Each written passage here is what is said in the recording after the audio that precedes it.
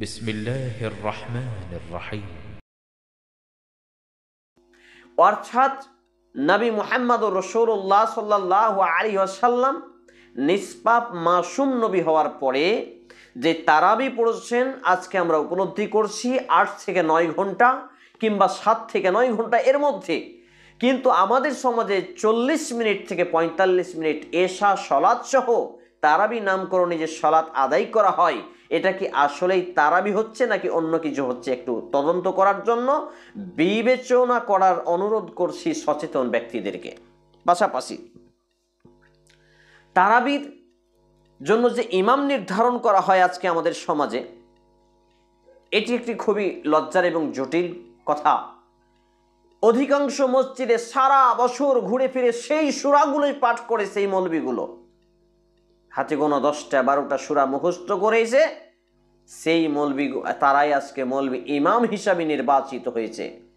যারা ইমামের পেছনে থাকার যোগ্যতা পর্যন্ত রাখেন না, অধিকাংশই বলছি আমি, যারা ইমামের পেছনের যে জায়গাটা, এই জায়গাটাই থাকার যোগ্যতা নেই এমন ব্যক্তিরা আজকে আমাদের সমাজে মুসলিমদের মাঝে ইমাম নির্বাচন হয়ে আছে মুসলিম মসজিদগুলোতে।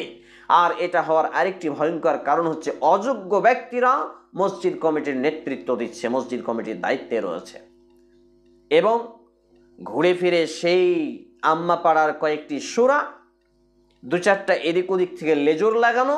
ফজরের সলাতে তো কোনো রকম ফজরের যে সলাতের বর্ণনা তা তো নেই বললেই চলে, যেভাবে ফজরের সলাত হয়। আর রমজান মাসে যে কিভাবে মূল্যায়ন করতে হয়, কোরআনটাকে সূরা বাকারা থেকে শুরু করে আবার যাতে সূরা আন-নাস পর্যন্ত ধারাবাহিকভাবে কোনো মৌলবী, আমার এলাকাতে আমি একটা মসজিদও খুঁজে পেলাম না যে এইভাবে একটা করে সূরা ধারাবাহিক পর্যায়ক্রমে সিরিয়াল বাই সিরিয়াল আয়াত পড়ে তারা এই তারাবি সালাত আদায় করছে, অথচ এরা আহলে হাদিস দাবি করছে। এর থেকে লজ্জার কি হতে পারে?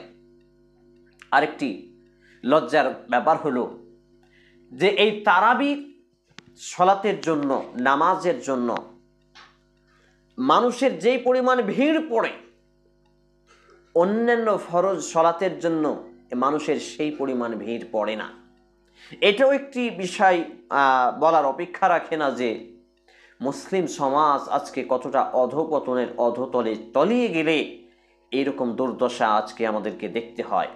আর এই তারাবির সময় তেলাওয়াত করতে গিয়ে নিজের দাঁত মুখ ভেঙে যায় এমন এমন ব্যক্তিদের ইমাম হিসাবে নির্বাচন করা হয়েছে।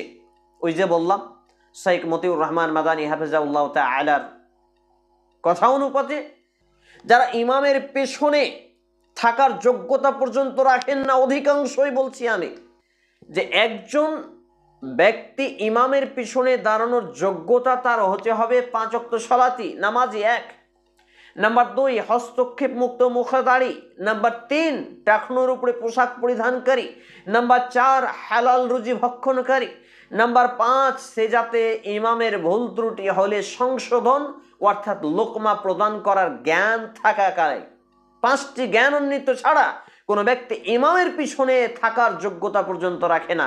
অথচ আজকে যাদেরকে আমরা ইমাম হিসেবে নির্বাচন করে রেখেছি, 414টা মসজিদে আমি খুতবা দিয়ে যেটুকু অভিজ্ঞতা অর্জন করেছি, 700-750 মসজিদে সালাত আদায় করে আমি যেটুকু যোগ্যতা অর্জন করেছি, অভিজ্ঞতা অর্জন করেছি, এতে আমি উপলব্ধি করি যে এই ব্যক্তিদের অধিকাংশ এইসব মৌলবীগুলো ইমামের পেছনে দাঁড়ানোর যোগ্যতা পর্যন্ত রাখে না, অথচ তারা আজকে আমাদের রমজান মাসের তারাবির ইমাম।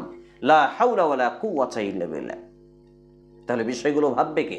সচেতন ব্যক্তিকে ভাবতে হবে, এবং যারা বিশেষ করে কোরআন এবং সুন্নাহর জ্ঞান রাখেন, চর্চা করতে চান, তাদেরকে অবশ্যই বিষয়টি ভাবতে হবে এবং এই বিষয়ে সচেতন হতে হবে।